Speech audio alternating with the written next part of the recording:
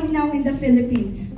What is the problem in the Philippines? What is the gap in the Philippines? Number one, beauty and wellness in the Philippines are often viewed as luxuries and not essentials. Di ba gastos lang? Ay, huwag na tayo magpaganda, mahal. Many Filipinos still believe that self-care is only for special occasions and not everyday confidence. So, magpaganda lang tayo pag may kasal, pag may binyag, or may mga meetings, during lang may okasyon, pag may mga reunions. So, ano yung vision ni Noah and Eve?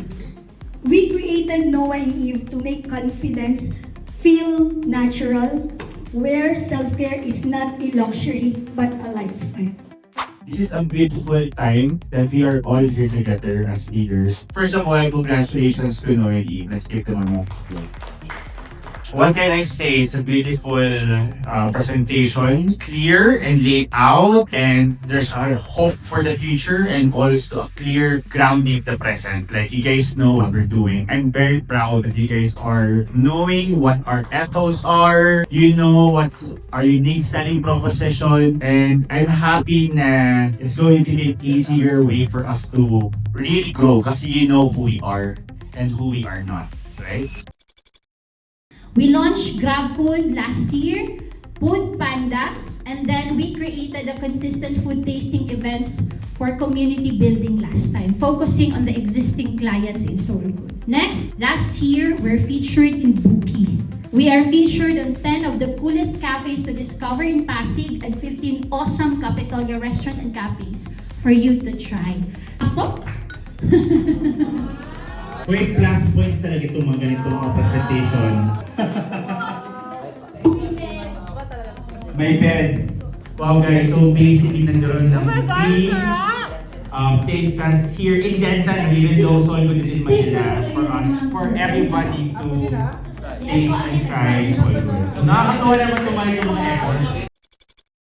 Good afternoon, everybody. As we presenting now for our strategic planning, I present the Machu department. And of course, as always, nasa mindset hula talaga namin sa Macho na quality first, customer first.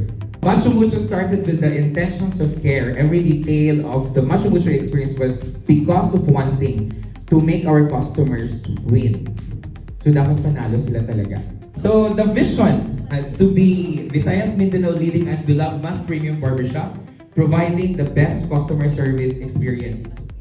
So yan po, napaka-proud po kami na si Sir Ralph Laico as founder po at saka CTO, Miss Helen K. Laico naman ako, founder and our CEO.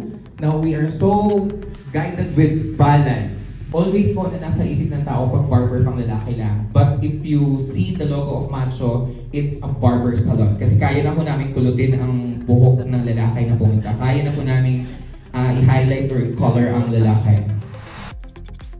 Malaking impact siya based din doon sa research namin. Because political part, it really has a big factor kung anong meron tayo na economy as of now.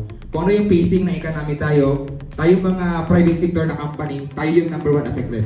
So anong nangyayari ngayon when it comes to market trends? Sa skincare, sa ating personal care, at the same time sa e-commerce naman muna tayo na side. So we got e-commerce sales projection worldwide. Ito yung market trend na bago, no? So 2025, estimated to be around 6.42 trillion. 2026 naman is around 6.88 trillion. 2027 around or upward trend expected to continue with global e-commerce revenue potentially reaching 7.41 trillion. Sino man yan? Sir Andrew! Ang tanong ko lang, based on sa strategies na pinag-present mo, alin doon ang pinaka-priority mo? Una is yung para maalis namin yung gap when it comes blind buying. For the meantime, as trial din or pilot namin kung mag-click ba talaga kapag may actual store tayo. So yun yung pinaka-prior namin and hoping na mangyari na siya and matuloy siya. Walang aberya this coming November po, first.